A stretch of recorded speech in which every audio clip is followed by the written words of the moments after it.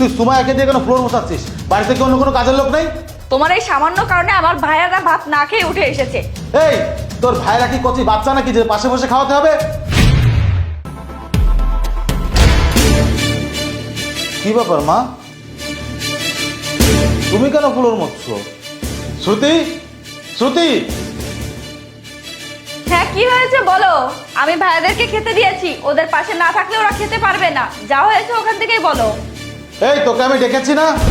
আমি যদি ওখানে আসি তাহলে কিন্তু কানের নিচে দুইটা দিব। এই তোর ভাইরা কি কচি বাচ্চা নাকি যে পাশে বসে খাওয়াতে হবে? এদিকে আয়।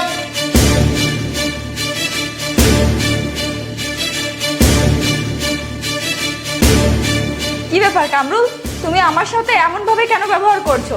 আর আমার ভাইদের সামনে আমার সাথে এরকম খারাপ ব্যবহার কেন করছো? এই ব্যবহারটা করতে তুই আমাকে বাধ্য করেছিস। আমি সে কখন থেকে তোকে ডাকছি আর তুই আমাকে অজুহাত দেখাচ্ছিস। এই বাড়ির কর্তা কি আমি নাকি তুই? সারাদিন অফিসের কাজ করে যখন বাসায় আসি এমনিতেই মাথা খারাপ থাকে। যাই হোক, একটা কথা বলতো, তুই সুমাইয়াকে দিয়ে কেন ফ্লোর মোছাচ্ছিস? বাড়িতে কি অন্য কোনো কাজের লোক নেই?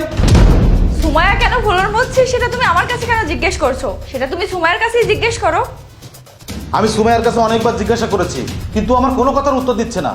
আমার তো মনে হচ্ছে এর ভিতর কোনো কারসাজি আছে।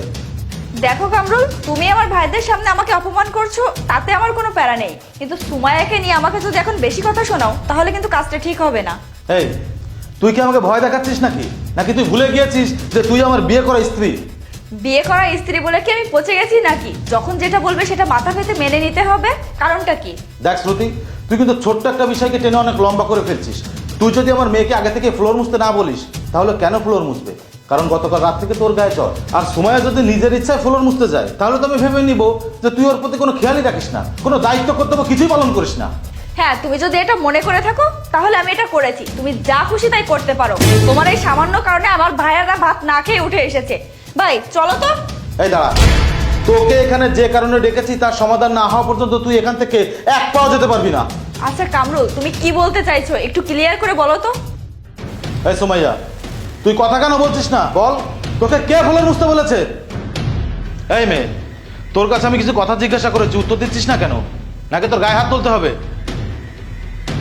তোকে তো। বাবা তুমি আমাকে মেরো না, আমি বলছি। আজ সকালে তুমি যখন অফিসে যাচ্ছিলে তখন আম্মু তোমার সামনে আমার সাথে খুব ভালো ব্যবহার করছিল, আর তুমি চলে যাওয়ার পরে তুমি তাহলে সাবধানে অফিসে যাও, আমি মেয়ের চুলটা বেঁধে রান্না করতে যাব।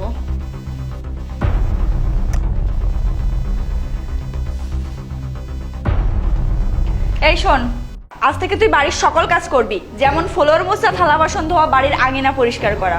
কিন্তু মা আমি তো এত কাজ করতে পারবো না, কারণ আমি সকালে ভোরে উঠে মক্তবে যাই, সেখান থেকে এসে স্কুলে যাই, আবার সেখান থেকে এসে প্রাইভেটে যাই। আমি এমনকি বন্ধুদের সাথে খেলা করারও সময় পাই না। তাহলে বলো আমি এত কাজ কিভাবে করি? তুই মেয়ে মানুষ, অলরেডি তোর বয়স 10 বছর, আর 10 বছর পরে তুই অন্যের বাড়ি চলে যাবি, তাহলে তোর এত পড়াশোনা করে কি হবে? মা পড়াশোনা করলেই যে চাকরি করতে হবে এমনটা তো না। মানুষ তো পড়াশোনা করে তার ভিতরের মানুষটাকে জাগিয়ে তোলার জন্য। ওরে বাবা, যত বড় মুখ নয় তত বড় কথা। তুই আজ থেকে আমাকে আর আম্মু বলে ডাকবি না। এরপর থেকে তুই যদি আমাকে আম্মু বলে ডাকিস তাহলে তোকে আমি মেরেই ফেলবো। না মা, তুমি এমন করে বলো না। জন্মের পর আমি আমার মাকে দেখতে পাইনি, বাবা তোমাকে বিয়ে করে আনার পর আমি তোমাকে মা বলেই জানি। এখন তুমি যদি আমাকে মা বলে না ডাকতে দাও তাহলে আমি কিভাবে বাঁচবো বলো মা? আমি বললাম তো, তুই আমাকে আম্মু বলে ডাকতে পারবি না। না মা, তুমি রাগ করে থেকো না। আমার পড়ালেখা করে মানুষ আর কোনো দরকার নেই। তুমি যা বলবে আমি সব শুনবো, শুধু তুমি আমাকে মা ডাক থেকে বঞ্চিত করো না। বাবা তুমি তো সারাদিন অফিসের কাজে ব্যস্ত থাকো, তোমাকে আমি না দেখেও থাকতে পারি, কিন্তু মাকে আমি না দেখে একটা মুহূর্তও থাকতে পারি না। তাই আমি আমার মাকে একটিবার মা বলে ডাকার জন্য সব কথা মেনে নিয়ে ফ্লোর পরিষ্কার করছি। এবার তো তুমি বুঝতে পেরেছো, এবার তুমি যাও আমাদের সাথে খেতে বসো। না মা, আমার ক্ষুধা নেই। বাহ শ্রুতি বাহ, তোমাকে যেদিন এই বাড়িতে আমি প্রথম এনেছিলাম সেদিন আমি মনে করেছিলাম আমার মেয়ের হয়তো আর কোনো দুঃখ কষ্ট থাকবে না। আমি আমার মেয়েটাকে কখনো কিচ্ছু দিতে পারিনি। আমি মনে করেছিলাম আমি আমার মেয়েকে তোমার মাধ্যমে তার হারানো মাকে ফিরিয়ে দিয়েছি, কিন্তু না, আমার ধারণাটা ভুল ছিল। শ্রুতি, তুমি তো মেয়ে মানুষ, তুমি তো মায়ের জাত। তুমি আমার সুমাইয়াকে হয়তো তোমার মেয়ে বলে মেনে নিতে পারছো না, কিন্তু তুমিও তো একদিন মা হবে। আর যদি সময় তোমার নিজের মেয়ে হতো, তাহলে তুমি ভাবতে কিভাবে ওকে বড় করা যায়, কিভাবে ওকে মানুষের মতো মানুষ করা যায়, কিভাবে ওকে ভালো রাখা যায়। ওকে তুমি রাজরানী করে রাখতে। মানুষ একটা কথা বলে না, এক গাছের ছাল নাকি অন্য গাছে লাগে না, ঠিক তাই এটার বাস্তব উদাহরণ আজকে তুমি আমাকে দিয়ে দিলে। তোমাকে আজকে আমার কিচ্ছু বলার নেই। আমি আমার মেয়ে সুমায়াকে নিয়ে এই শহর ছেড়ে অনেক দূরে চলে যাব, অনেক দূরে। তুমি হয়তো মনে করতে পারো তোমাকে বাড়ি থেকে বের না করে দিয়ে আমি আর আমার মেয়েকে নিয়ে বাড়ি থেকে চলে যাচ্ছি। শ্রুতি, আমার প্রথম স্ত্রী যখন মারা যায় তখন এলাকার লোক আমাকে অনেক দোষারোপ করেছিল আমি কেন তাকে হসপিটালে নিয়ে তাকে ডেলিভারি করাইনি। আর আজকে যদি তোমাকে আমি ডিভোর্স দিয়ে দিই তাহলে লোকে আমাকে আবার দ্বিতীয়বার দোষারোপ করবে। কোনটা ভালো আর কোনটা মন্দ সেটা কেউ যাচাই করতে আসবে না। যাই হোক, এই কারণে আমি আর আমার মেয়ে এই শহর ছেড়ে অনেক দূরে চলে যাচ্ছি। মা, আয়।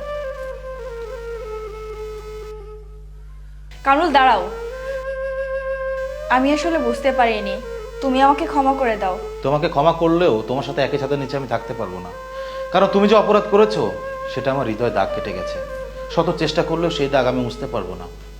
তাই আমি আমার মেয়েকে নিয়ে চলে যাচ্ছি। মা, চল।